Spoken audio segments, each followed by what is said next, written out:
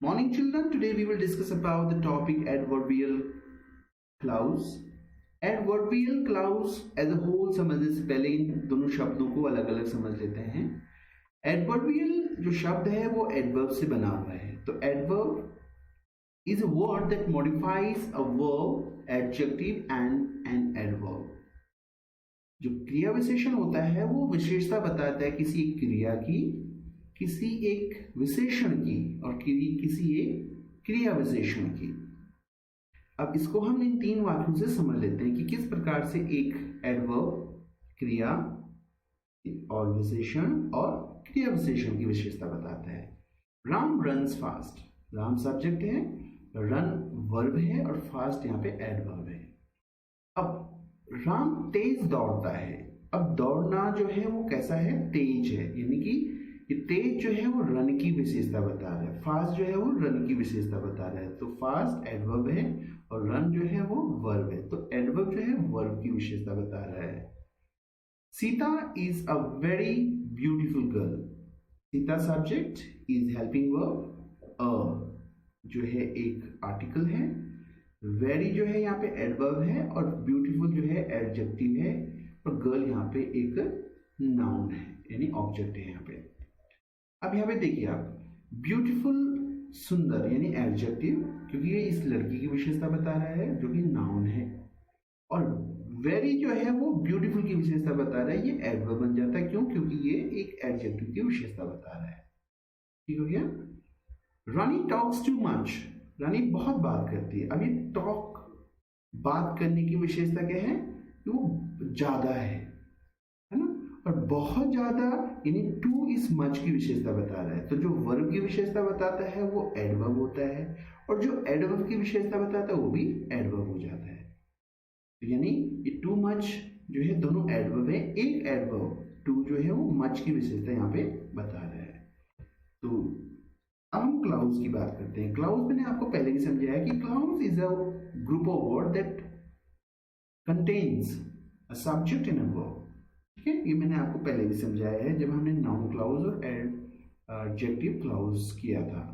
अब adverbial clause जब शुरू होते हैं तो सबसे पहले जो है एक सबऑर्डिनेट कंजंक्शन उसमें लगाया जाता है, और सबऑर्डिनेट कंजंक्शन जो एडवर्बियल क्लाउज में होते हैं वो है जैसे बिकॉज, एज, इफ, दो, although, while, when, before, after, until, till, since, where, wherever, that, unless, so that, so, as if, etc. और भी हो सकते हैं। अब हम इसके टाइप्स में इन जो सबऑर्डिनेट कंजंक्शन है इनका प्रयोग करते हुए देखते हैं। पहला है एडवर्बियल क्लाउज ऑफ टाइम।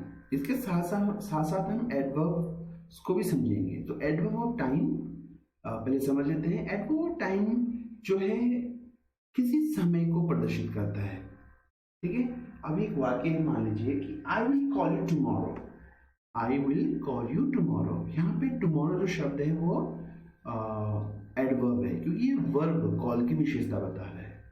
ठीक है, अब एडवर्बियल क्लोज ऑफ टाइम जो होता है, अब यहाँ पे क्लाउज कैसे होगा, एक समूह जो होगा वो किसी एक वर्ब, एडजेक्टिव या एडवर्ब की विशेषता बता रहा होगा। अब यहाँ पे देखिए आप, इसमें जो सबऑर्डिनेटिंग कंजंक्शन लगते हैं वो है after, as long as soon as, before, no sooner than, since, until, when और while।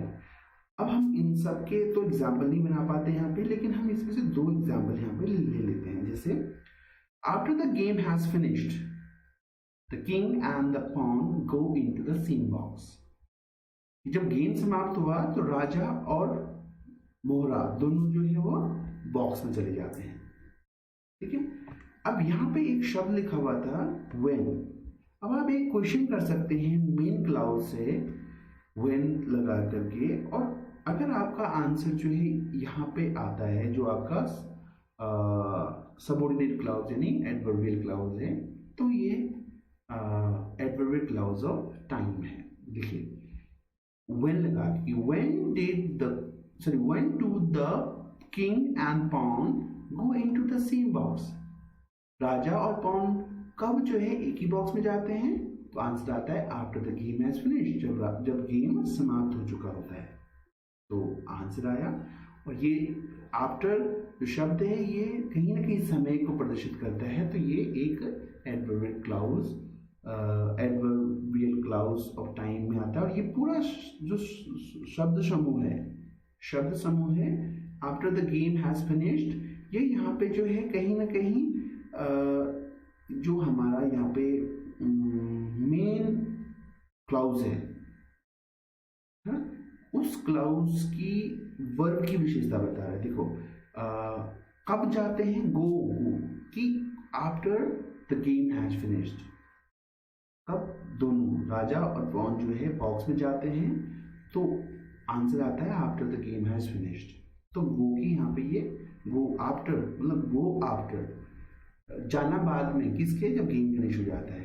तो कहीं ना कहीं ये दो पूरा शब्द समूह है, ये एक एडवर्बियल क्लाउज है, एडवर्बियल क्लाउज ऑफ टाइम है, समय को भी प्रदर्शित करता है। दूसरा देखिए, as soon as you trust yourself you will know how to live.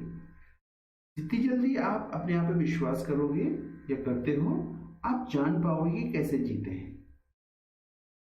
या जितनी जल्दी आप अपने आप पे विश्वास करोगे या करते हो, आप जान पाओगे कि जीना कैसे है। ठीक है, अब देखिए, आप क्वेश्चन करिए, when will you know how to live? आप कब जानोगे कि जीना कैसे है? तो as soon as you trust yourself, जितनी जल्दी हो सके उतनी जल्दी जितनी जल्दी आप अपने आप पे विश्वास करते हो। दूसरा, यहाँ पे जो ये नो है, नो जानना, इसको ये पूरा जो शब्द समूह है as soon as you trust yourself, इसकी ये विशेषता बता रहा है। No as soon as you trust yourself। तो इस प्रकार से जो है ये आप समझ सकते हैं कि ये एडवर्बियल क्लॉज ऑफ टाइम है। दूसरा आता है हमारा एडवर्बियल क्लॉज ऑफ प्लेस। अब एडवर्बियल क्लॉज ऑफ प्लेस के साथ साथ हम एडवर्ब ऑफ प्लेस पढ़ेंगे। अब एडवर्ब ऑफ प्लेस में कहा जाता है कि अक्सर जो एक एडवर्ब होता है वो उससे पहले एक प्रीपोजिशन आता है इसमें। कैसे, जैसे मान लो कि he throws a ball over there। अब वहां पे इस वाक्य में he throws a ball over there, there जो है यहाँ पे एडवर्ब है, उससे पहले ओवर शब्द जो कि प्रीपोजिशन है आया हुआ है। तो इसलिए कहा गया है कि अक्सर ऐसे शब्दों में जो एडवर्ब ऑफ प्लेस के लिए प्रयोग किए जाते हैं उनसे पहले प्रीपोजिशन का प्रयोग किया जाता है। अब हम बात करते हैं एडवर्बियल क्लॉज ऑफ प्लेस की। इसमें 3-4 जो सबऑर्डिनेट कंजंक्शन है उनका प्रयोग किया जाता है, जैसे anywhere, everywhere, where and wherever. अब एग्जांपल से समझ लेते हैं। I have put it where I can find it again. मैंने इसको वहां पे रखा है जहां से मैं इसको दोबारा पा सकता हूं या ढूंढ पाऊं, जहां से मैं इसको दोबारा ढूंढ पाऊं। अब यहाँ पे मैंने एक शब्द लिखा था वेयर। अब वेयर से आप क्वेश्चन कीजिए कि where have I put it, मैंने इसको कहाँ रखा है, where I can find it again, जहां से मैं इसको दोबारा पा सकूं या ढूंढ पाऊं।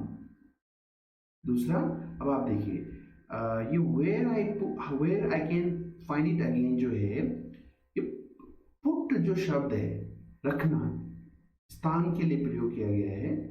और ये पूरा where I can find it again, ये जो पुट है इसकी विशेषता ये पूरा क्लाउज कर रहा है यहाँ पे। दूसरा, he followed her wherever she went। Question कीजिए कि where did she follow? where did he follow her? वो उसका पीछा कहाँ करता है कि wherever she went, जहाँ कहीं भी वो गई।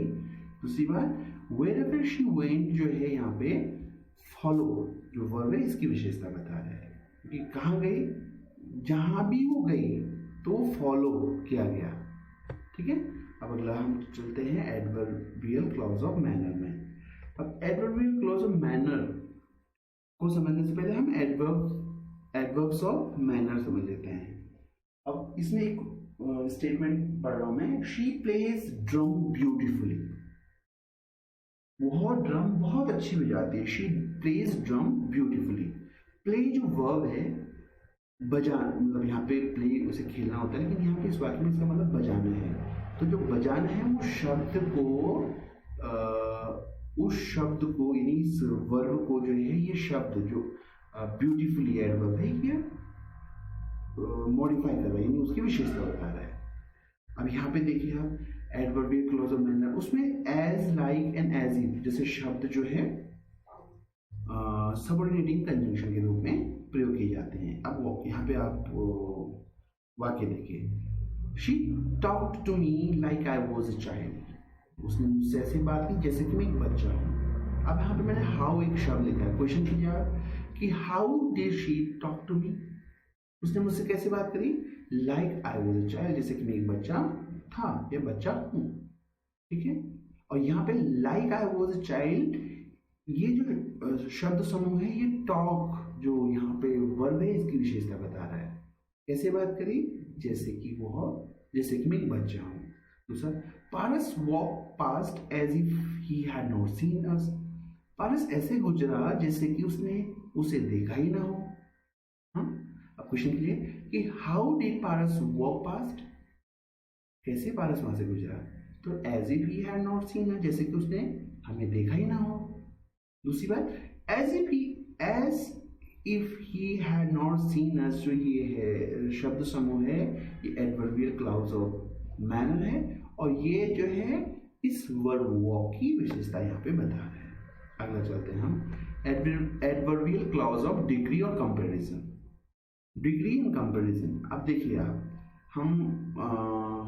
जब हम डिग्री की बात करते हैं, सुपरलेटिव डिग्री, कंपैरेटिव डिग्री, जो हमारी डिग्रीज आती हैं उनका हम प्रयोग करते हैं। जैसे एक वाक्य है, मैंने कहा I am a good boy, I am better than him, I am the best.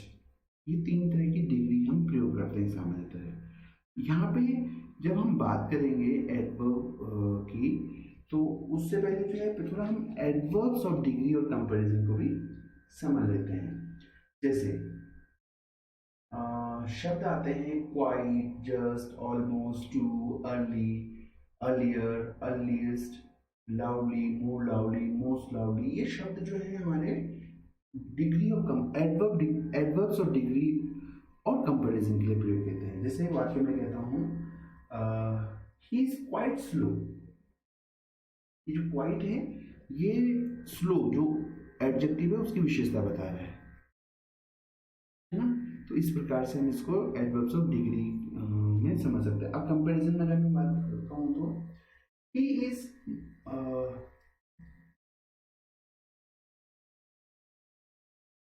Speaking more loudly than Ram. तो यहाँ पे जो मोर लाउडली है ये जो शब्द है, ये जो शब्द समूह है ये डिग्री ऑफ कंपैरिजन के तहत जो है एडवर्ब्स ऑफ कंपैरिजन के अंतर्गत आएगा। ठीक है, अब यहाँ पे देखिए आप, यहाँ पे जो adverbial clause of degree of comparison में आएगा। जैसे यहाँ पे शब्द है जैसे as, so as, the, than. जैसे आप देखिए वाक्य में आप इसको ज्यादा समझ पाएंगे। She is as beautiful as she is smart. यहाँ पे एज एंड एज का मतलब है जितना उतना, जितना वो जितनी सुंदर है उतनी ही स्मार्ट भी है। यहाँ पे एज शी इज स्मार्ट जो शब्द है, ये जो शब्द समूह है ये यहाँ पे ये जो ब्यूटीफुल शब्द है, ब्यूटीफुल है, ये जो एडजेक्टिव है इसकी विशेषता बता रहा है। क्यों कि ब्यूटीफुल की समान ही वो स्मार्ट भी है। ठीक है, he is not so bright as he thinks he is, वो इतना ब्राइट नहीं है जितना कि वो सोचता है। उसी प्रकार से यहाँ पे देखो as he thinks he is जो है यहाँ पे ब्राइट शब्द को ये मॉडिफाई कर रहा है, यानी कि उसकी विशेषता बताने की कोशिश कर रहा है। और ब्राइट जो है वो एक एडजेक्टिव होता है। तो देखो ना आप, ये सो और यहाँ पे एज, ये एक्चुअली में दो शब्दों से बना हुआ है, इसलिए इसको पहले रखना आवश्यक हो जाता है। ठीक है, अब तीसरा देखिए, you are taller than I, you are taller than I. लेकिन एक वाक्य एक्चुअल में इतना ही नहीं होता है, इसको हम ऐसे लिख सकते हैं, you are taller than I am. ठीक है, तो देन आई एम मुझसे ज्यादा। तो ये किसकी तुलना, किसकी बात कर रहा है, टॉलर। और टॉलर क्या है यहाँ पे, एडजेक्टिव है। तो एडजेक्टिव की विशेषता यहाँ पे ये बता रहा है। अगला देखिए, एडवर्बियल क्लॉज ऑफ रीजन में चलते हैं। पहले एडवर्ब ऑफ रीजन को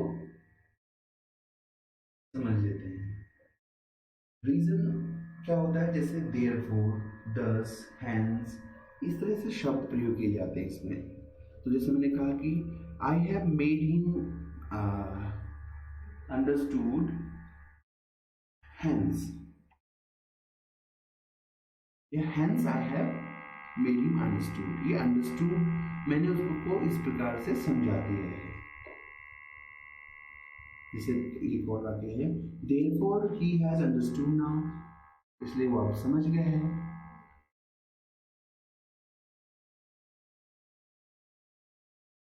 जैसे he therefore does not want to talk to me।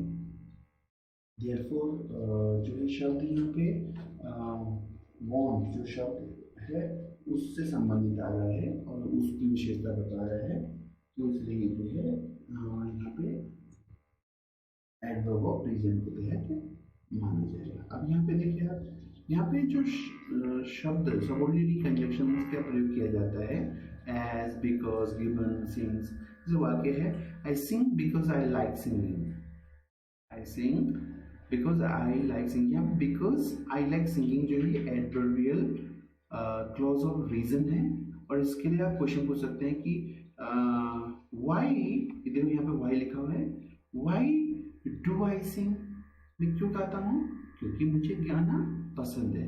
तो ये सिंग की विशेषता बता रहे हैं, बिकॉज आई लाइक सिंगिंग। ठीक है, since he has apologized we will not take any action against him, क्योंकि उसने माफी मांग ली है तो हम उसके खिलाफ कोई एक्शन नहीं लेंगे। अब आप देखिए, why will we not take any action against him, why करके हमने क्वेश्चन किया है, तो हम उसके खिलाफ क्यों कोई एक्शन नहीं लेंगे, सिंस क्योंकि ही हैज अपोलोजाइज्ड, क्योंकि उसने माफी मांग ली है। और जो ये पूरा शब्द समूह है, सिंस ही हैज अपोलोजाइज्ड, यह जो है इस वर्ब टेक की विशेषता बताने की कोशिश कर रहे हैं। ठीक है, एक और देख लीजिए यहाँ पे, as he was not there, जैसे कि वो वहां पे नहीं था, I left a message with his mother, तो मैंने उसकी माँ के पास जो संदेश था वो छोड़ दिया। तो अब यहाँ पे क्वेश्चन कीजिए कि why did I leave a message with his mother, as he was not there, क्योंकि वो वहां पे नहीं था। तो यहाँ पे जो लेफ्ट है उसकी विशेषता जो ये पूरा शब्द समूह as he was not there यहाँ पे बता रहा है। अब आप देखिए एडवर्बियल क्लॉज ऑफ कंडीशन को। अब कंडीशन दो शब्दों से यहाँ पे बनता है, एक तो इफ से और एक अनलेस से। अब आप इफ का मतलब होता है यदि, अनलेस का मतलब होता है जब तक या तब तक नहीं। ठीक है, अब देखिए आप, if I like it I will buy, यदि मैं पसंद करता हूँ इसको तो मैं इसको खरीदूंगा। अब ये बाई जो है इसकी विशेषता ये पूरा शब्द समूह बता रहा है। इफ आई लाइक इट, यदि मैं पसंद करता हूँ तो मैं खरीदूंगा, है ना। ओके, अब आप देखिए, you want pass unless you work hard, आप पास नहीं होगे जब तक कि आप मेहनत नहीं करते हो। ठीक है, तो ये जो अनलेस यू वर्क हार्ड है ये विशेषता बता रहा है आपके पास की। ठीक है, क्योंकि अगर आप जब तक आप मेहनत नहीं करोगे तो क्या नहीं होंगे आप पास, तो पास की यहाँ पे ये विशेषता बता रहे हैं। अब आता है adverbial clause of concession. Concession कह सकते हैं आप, इन स्पाइट ऑफ, बावजूद, ये विपरीत अर्थ देता है यहाँ पे। एडवर्बियल क्लॉज ऑफ कंसेशन जो है वो विपरीत अर्थ देता है। देखिए कैसे, जैसे ये शब्द है though, although, while, whereas, even if, ये शब्द जो है दो वाक्यों, ये जो मेन क्लाउज होता है और जो हमारा सबऑर्डिनेट क्लाउज होता है यानी कि एडवर्बियल क्लाउज होता है, उन दोनों में विपरीत अर्थ देता है। जैसे एक वाक्य देखिए कि दो ही इज पुअर, यद्यपि वो गरीब है, he is always neatly dressed, यद्यपि वो गरीब है लेकिन वो हमेशा जो है साफ सुथरे कपड़े पहने रहते हैं। ठीक है, तो ये ड्रेस्ड के लिए जो है यहाँ पे ये जो डू ही इज पुअर जो है इसकी विशेषता बता रहा है। ठीक है, I would like to go out although it is raining, मैं बाहर जाना पसंद करूंगा ऑल्दो इट इज रेनिंग, यद्यपि बाहर बारिश हो रही है, यद्यपि बारिश हो रही है। तो अब आप देखिए कि I would like to go out जो है ये मेन क्लाउज है हमारा, और ऑल्दो इट इज रेनिंग जो है ये हमारा ये adverbial clause, adverbial clause of concession है, यानी कि दो विपरीत अर्थ दे रहे हैं यहाँ पे। यहाँ पे ये गरीब है और यहाँ पे जो है ये नीटली ड्रेस्ड है, अच्छी तरह से कपड़े पहने हुए हैं। यहाँ पे देखो आप, मैं बाहर जाना चाहता हूँ लेकिन इधर भी बाहर बारिश हो रही है, यानी कि जाना भी चाहता हूँ लेकिन बारिश हो रही है, तो विपरीत अर्थ दे रहे हैं भगवान। अंतिम है हमारा एडवर्बियल क्लाउज ऑफ रिजल्ट, जो कि परिणाम की बात करते हैं, और परिणाम में शब्द आते हैं जैसे that, so that, such that, और इनका जो है ये एक सबऑर्डिनेट कंजूगेशन के रूप में प्रयोग किए जाते हैं। अब वाक्य देख सकते हैं, they fought so bravely, result दे रहे हैं कि उन्होंने इतने बहादुरी से लड़ा दैट कि द एनिमी फ्लेड, एनिमी जो थे वो भाग गए। तो यहाँ पे इस वाक्य का जो रिजल्ट है वो इसमें आ रहा है, ठीक है। और दैट द एनिमी फ्लेड जो है हमारा यहाँ पे एडवर्बियल क्लाउज ऑफ रिजल्ट है, ठीक है। He is such a good man, वो इस प्रकार से अच्छा आदमी है दैट की ऑल रिस्पेक्टिंग, सब उसका सम्मान करते हैं। तो दैट ऑल रिस्पेक्टिंग ये रिजल्ट है, परिणाम है किसका, उसके अच्छे आदमी होने का। Spoke in such a low voice, इस प्रकार की कम आवाज में बात करता है that few people could hear him, कि बहुत ही कम लोग उसको सुन पाते हैं। कि that few people could hear him, यहाँ पे जो है एडवर्बियल क्लॉज ऑफ रिजल्ट है, क्योंकि वो बहुत स्लो बोलता है। तो ये spoke in such a low voice का ही रिजल्ट जो है कि कुछ लोग ही उसको सुन पाते हैं। तो I hope I try to make you understand this concept of adverbial clause and hope you must have understood and keep trying to learn it. The time will come that you will surely learn it. Thank